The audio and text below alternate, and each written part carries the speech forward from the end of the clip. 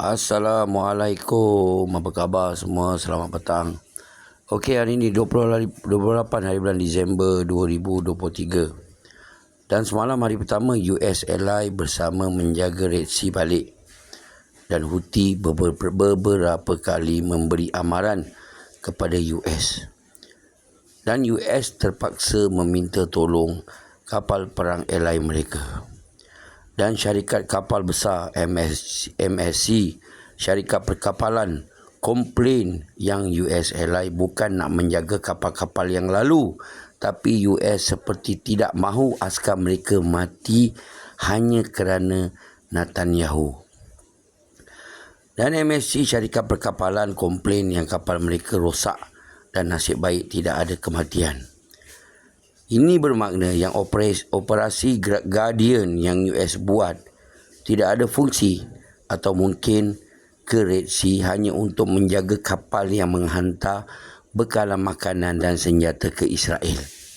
Ini saya dapat rasakan. Saya dapat rasakan Red Sea akan ditutup balik. Bukan kerana apa? Kerana kapal-kapal besar lain tak akan berani lalu ke Red Sea. Kalau macam ni, US kata nak menjaga Red Sea dan memberi laluan kapal-kapal besar berdagang di sana. Saya rasa pasti kapal-kapal syarikat-syarikat besar tidak akan lalu di Red Sea lagi lepas ni.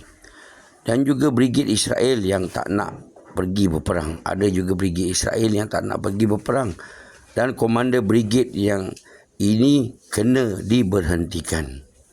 Dan alasan Brigade Israel adalah Brigade mereka tidak dapat cukup backup dari askar Israel di belakang. Dan siapa yang nak berperang di Israel sekarang? Yang berperang adalah cikgu dan bermacam-macam kerja. Mereka adalah askar sambilan sahaja. Dan pengalaman mereka bukan perang sebenarnya. Dan mereka hanya sebanyak 300,000 sahaja dan bukan cukup untuk berperang dalam perang ini. Kerana memerlukan lebih ramai askar, ya. Sebab itu Israel terdesak untuk meminta askar NATO membantu mereka di Israel. Walau di Red Sea pun askar Navy NATO tak dapat nak berdepan dengan Houthi, macam mana di atas ground, di atas tanah. Jadi ini adalah masalah untuk Israel.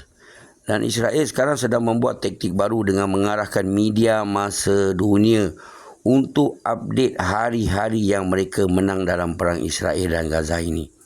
Ini adalah taktik baru yang mereka akan mulakan, kerana mereka tahu media masa pun mereka kalah di dalam dunia. Dan Blinken ditanya wartawan adakah Israel akan mengikut undang-undang dunia di perang Gaza. Dan Blinken berkata Israel akan mengikut undang-undang dunia.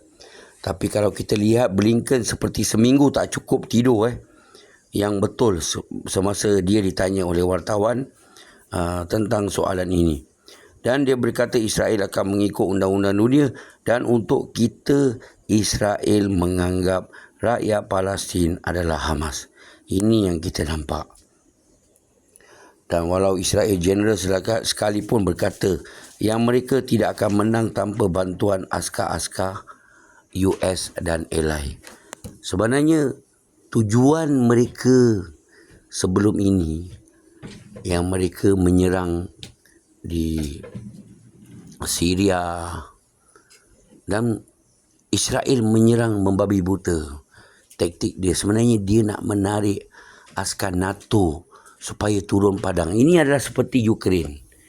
Mereka terdesak nak askar NATO US masuk campur dalam perang mereka, tapi sampai sekarang pun US masih tak membantu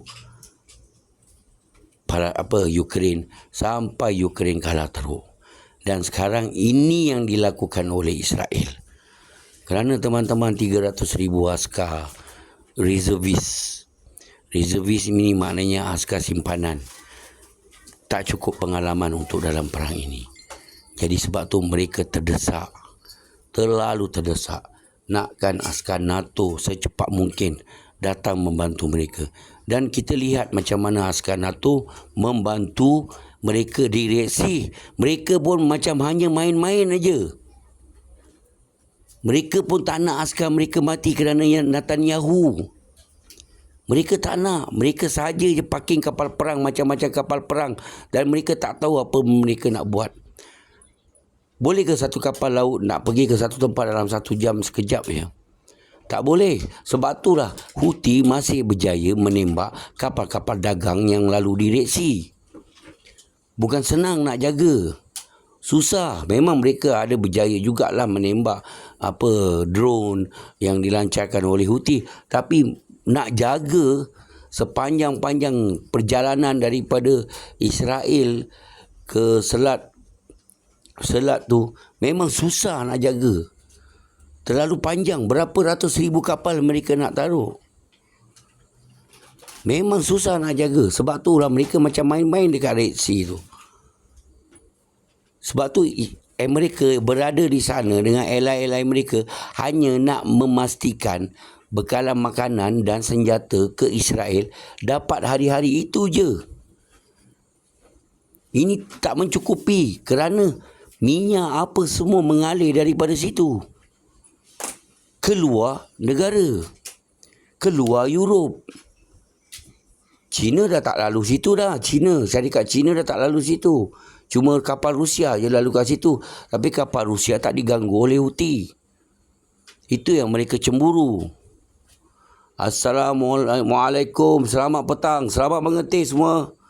Hurrah everybody.